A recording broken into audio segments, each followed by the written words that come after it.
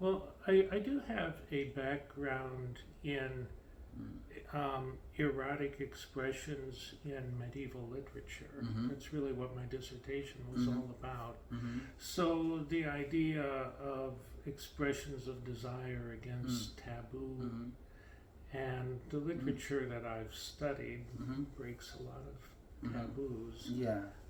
in a lot of areas. So Mm-hmm. I can I can understand this coming from a medieval European Mm-hmm. background, Mm-hmm. but I've always thought that pre-modern Mm-hmm. European civilization Mm-hmm. has more in common with Asian culture than Mm-hmm. modern European Mm-hmm. does. Mm-hmm. There's it seemed like after the Middle Ages there was Mm-hmm. kind of a break Mm-hmm. Yeah. toward well what would eventually become Mm-hmm. modernism. Yeah. So I can be somewhat informed Yeah. talking about it from Mm. that perspective. Yeah. Obviously, I can't actually Yeah. say anything about the book Yeah. itself, but I can ask you questions Yeah. that I hope are being addressed in the book, Mm. Mm. and you can speak Mm. obviously as the author from an Mm. expert's Yeah. perspective. Definitely. I mean, this is the books. So thank you for being here with me to discuss these books. So here we have Professor Mark Taylor, and we are talking about this my book has recently come out.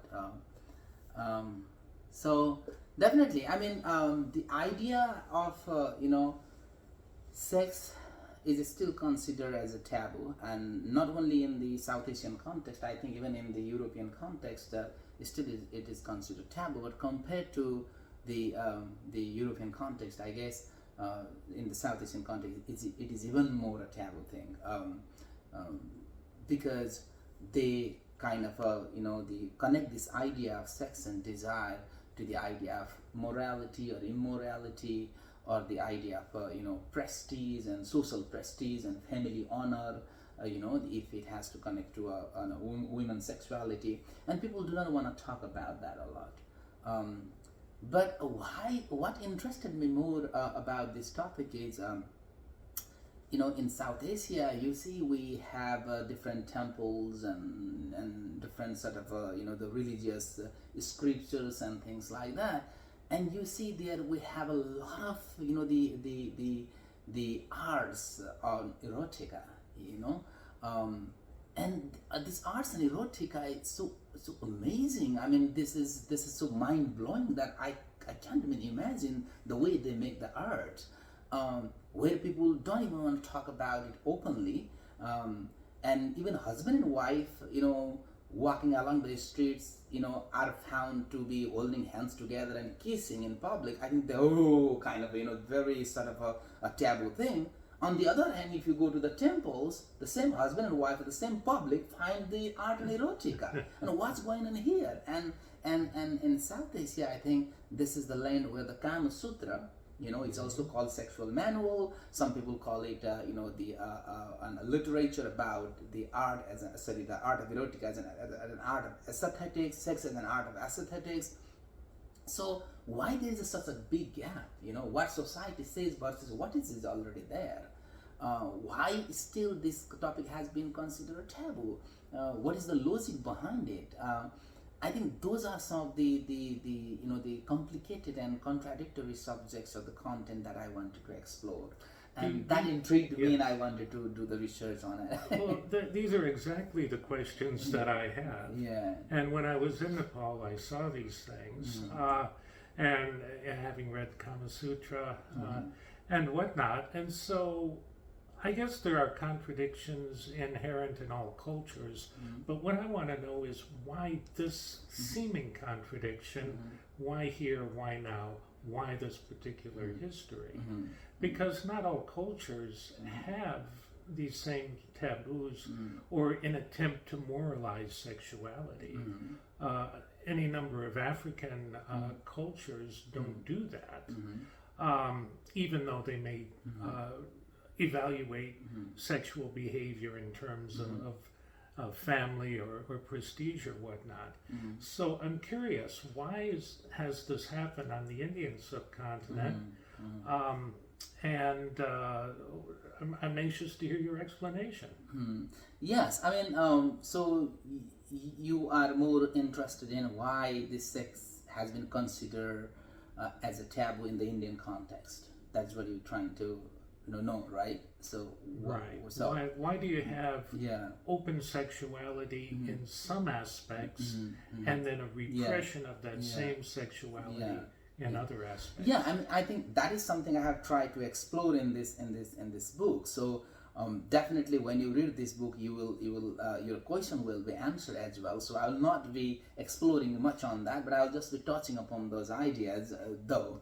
And again, when I started doing a lot of research on that, the people, in the past there was nothing as such this idea of jealousy or the idea of sex as a taboo. It was a very open subject, and then slowly and gradually the society became rather more closed than open, and then they started connecting this idea, as I said, that the women's sexuality was started connected to the idea of family honor and prestige. And this kind of patriarchal values and the ethos came into play, and they always try to dominated the women's sexuality, and then, hey, this is right, this is wrong, this is truth, this is false. This kind of things started coming into play, and that's how slowly and gradually this idea of sex becomes something that they use for the sake of the dominating women, dominating the marginalized people. And that's how slowly and gradually, and also even you see that even the way they interpreted the religious content, and in religion you see the way they describe is that the sex has been completely discussed as an immoral topic to bring into play, and these ideas also intertwine with the again idea of the patriarchal ethos and the patriarchal the ethos. So these are the elements which really come into play, and these things have been so vehemently discussed in the later generations. But how this patriarchal ethos came into play, why it came into play, how the patriarchy really just imposes those values into it and considers sex as a taboo or make the sex as a taboo, those things have been highly discussed in this book as well. So, Yes. yeah. So, We have a feline interlocutor here. Okay, well, can I ask you some questions just about that? And I know you explore all this in more detail in the book, but just in terms of an overview, at what point in history does it seem to you that sexuality was an open part of the culture? And then at what point, what happened at a certain point to change that? Is it religion, specifically, specific doctrines, or is it maybe a new kind of patriarchal culture? Maybe different people groups who came into power? What specifically happened? I think that's a very good question. In my understanding, I think that in those ancient times, people were, in my opinion, were not very much, consider sex as a taboo. But and later times, slowly and gradually, they found a way that sex as a tool to as a tool to use against the I think this has been used as a power as well, but the power has come not from the what Michel Foucault talks about power as well, but not from that this idea of what do you call this, the capitalism or reaping benefits out of it and things like that, but this power has come from the patriarchal ethos as well.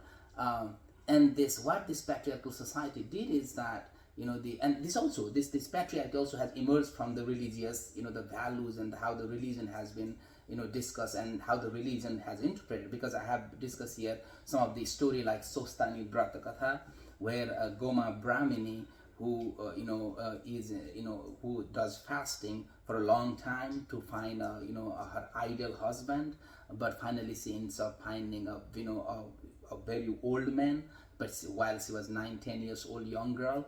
But finally, that old guy turns out to be a Lord Shiva, Lord Shiva.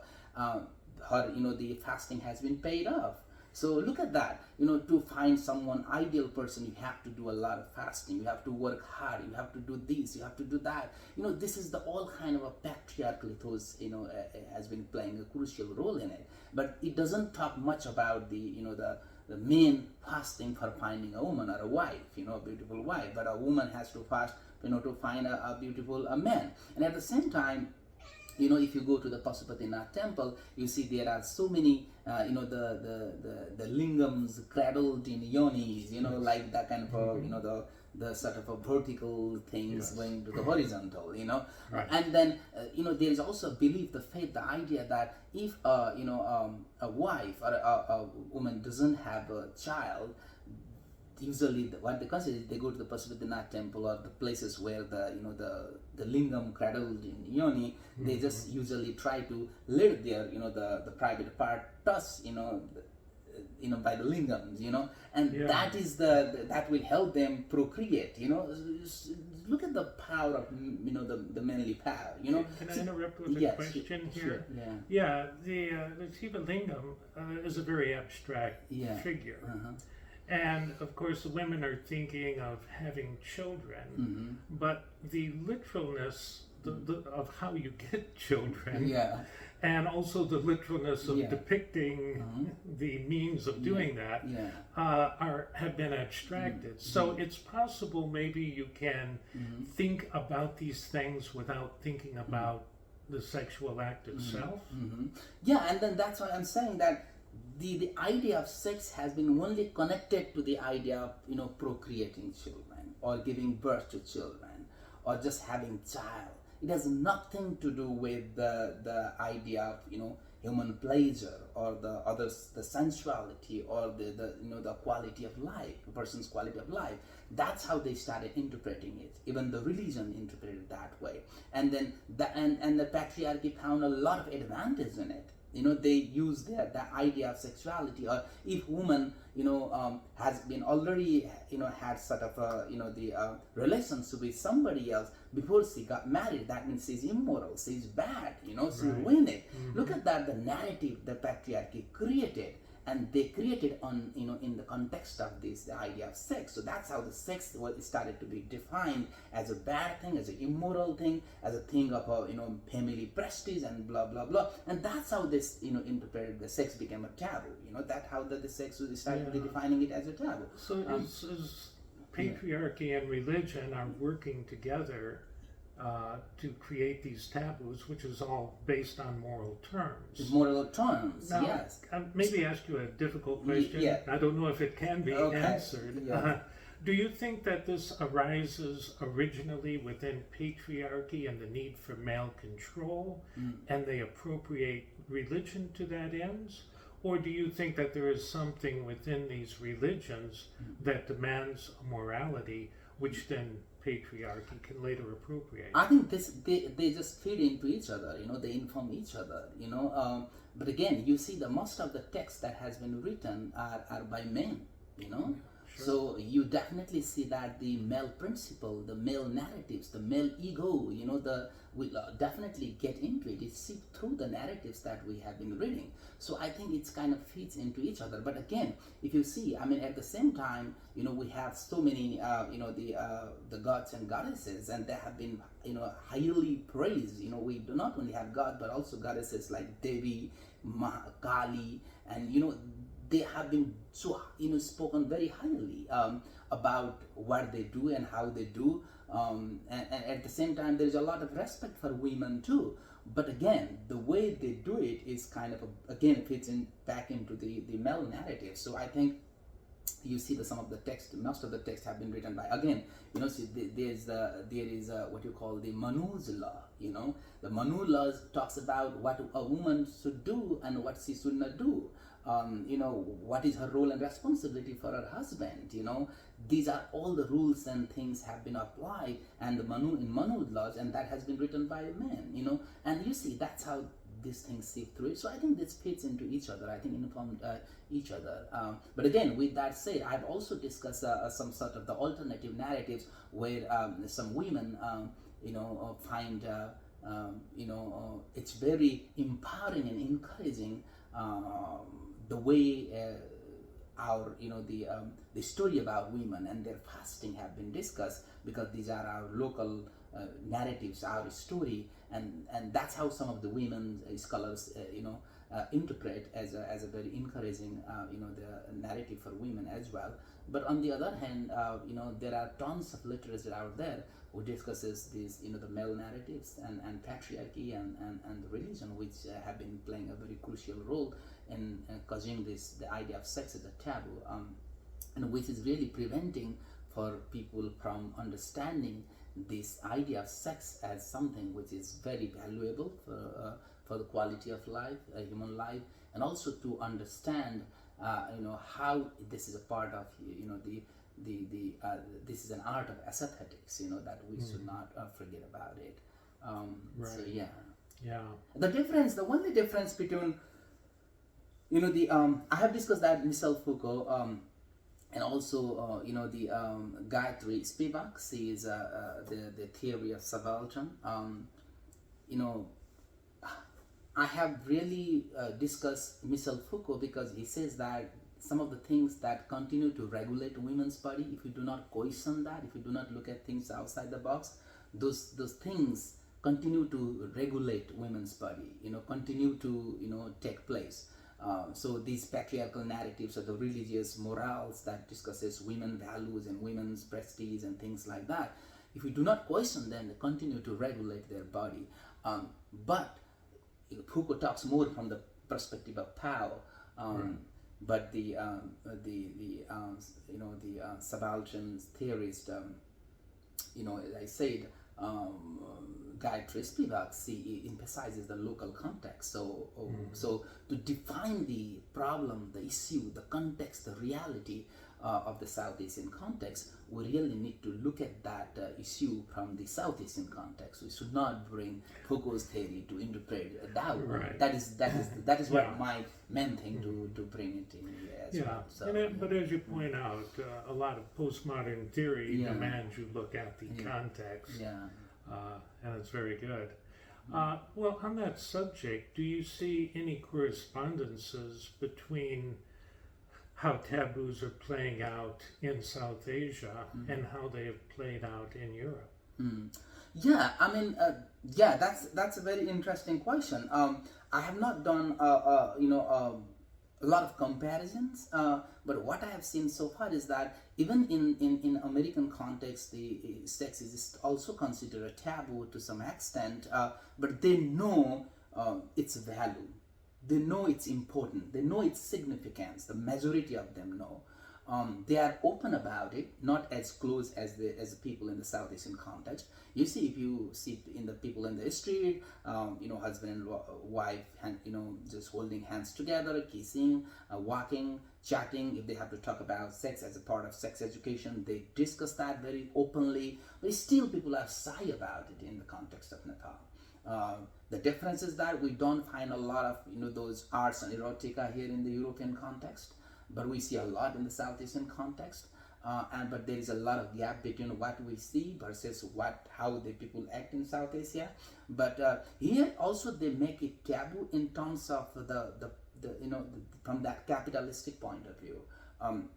You see, they don't want to talk about this sex a lot, but they indirectly bring those things into the market. People go buy stuff, and you know what I mean. Of course.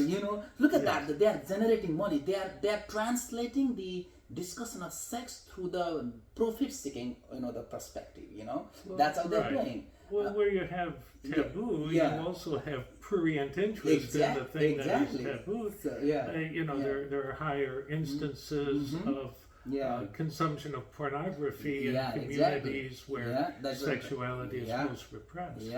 And that's what I see. But we don't even see that in the South Asian context. And this is really a sort of this is a pretense. It feels like we are living in such a pretentious society. Hasn't it always been that way? Yeah, but look at how far we have come along the way. We feel like we're very civilized, we are very developed, we are very open, we are very frank, but at the same time we are not. At the same time we are very close, and I'm saying this from the very perspective of the South Asian context. So yeah, so that is what is going on. So I thought I need to explore these topics. So hopefully it will help address the situation, and also help address the policies, the sexual policies, gender policies that the Nepali government is working on or want to think about. So are you suggesting an imperative for change, that maybe there are certain unhealthy aspects that you would like to see improved? Yeah, definitely. I mean, look at that. We hesitate to talk about this topic. We hesitate to introduce this topic very openly in classroom. Even in classroom, if there is a subject that talks about sex and other aspect of it, the students hesitate to participate in, because the society has inculcated in their mind that sort of a the taboo mindset. So they feel very shamed to go to a classroom. There's no public discourse for talking about these things. That's what the taboo represses. Yeah, it represses. And then look at that, the consequences that we have been, meeting with so many, the rape incidents. We have been hearing a lot of news that, the people have been raped, in India, in Nepal, and we have been reading that in news. So you see, and that is the gap I see. If they would be very aware, and if they would know how to treat sex, and how sensitive a subject it is, and how how to handle this subject, if everyone was aware of it, perhaps those incidents will not cope up, face those incidents. That is what my point is. So yeah. Well, I have one more question. Okay, all right. In the West, openness about sexuality, whether it's depictions of sexuality in art, in music, theater, whatever, comes about at the expense of religion. That is, there is a decided secularity to these presentations. Meanwhile, religion is in the corner shaking its finger but can't do much. But that's because in the West, religion, Christianity, has never dealt with this. You don't have open discussions of sexuality, open depictions. You don't have nude figures in churches as you do in temples. Even a Hebrew book, the Song of Songs, is allegorized to make it about religion, not about sexuality. So it's almost inevitable in the West that any kind of response is going to be secular. Now, in South Asia, in Hinduism, you have already a tradition of open display, open discussion of this kind of sexuality. So what I want to ask you is, as we look for how things could change, pushing back against these taboos and creating more openness, could that happen within religion in South Asia, or must it also be a secular movement? Yeah, I mean that is sort of a little bit of a difficult question, I would say. I really don't know, but if people are open about it, I mean, this is all about us. I mean, if there is enough sex education in the classroom, if people are open about it, and if they know the significance of the subject, and they are able to connect it to humans' quality of life, I think that would slowly and gradually help people better interpret the religious, the literature as well, and help understand the religion from its own point of view as well. It's all about the society needs to be open and should be more, the aware, and the education is the must. And that is something I sometimes think, I mean, we do not have that sort of a very open art and erotica in the European context, but still people are very, very aware about that topic and seem to be very open. But on the other hand, in Nepal, you see the open art and erotica, and everything is display in temples but the people are very much close about it, you know. So that's why it's all coming about from the people's close mindset, and it should begin with the people's people themselves. It's all about the awareness, you know, the and the education. That is very important. Until or unless we have that education awareness among people, I think the society is not going to change. So it is more than the religion or religious context shaping our mindset. If you are aware and conscious about the topic itself, and we realize its significance and importance to humans' quality of life, I think that will slowly and gradually change the society. That's how I view it. Yeah. But where do you go to start that? Which part of society would you go to begin to introduce this kind of education? Again, this is all about the you see, even urban areas, I think people have been much more exposed to the outside culture, European culture. Even they have access to different sort of the social medias and things like that. I mean, they are becoming open about it. But if you still, because more than 60% people, more than 60% people still lives in the different countryside nooks and crannies. They don't even have access to educations and or even no roads construction. They have to walk many days to get to the city. Right. So those are the difficulties and challenges, and also geographical challenges are equally important. They're equally challenging, the geographical difficulties. So I think the first thing is that we need to have the access to roads to everywhere. That's why the education, the people will have access to educations, and then that way they will have, and we also need to bring different programs to be introduced to the school as well. So I think those are the things will help them really to gear towards that. So you would begin with the schools. Yeah, definitely. Yeah, the schools. That's only the basic things to begin with, right? Right. I mean, there might be other few things like the different set of workshops and trainings and things like that. But more than that, I think the schools and colleges where we have to think about the introducing the curriculum where they will be more open about those issues. And because Hinduism and also tantric practices have their origins there, you can present it without it looking like a European idea. Yeah. Interesting. Okay. Yeah. Interesting. Yeah. So those are the things. So yeah. All right. So I really would like to thank you for asking me those questions. So maybe after you read it, you might have few more ideas to talk about. I will have better questions. Yeah. All right. Thank you. All right. Thank you. Thank All you. right.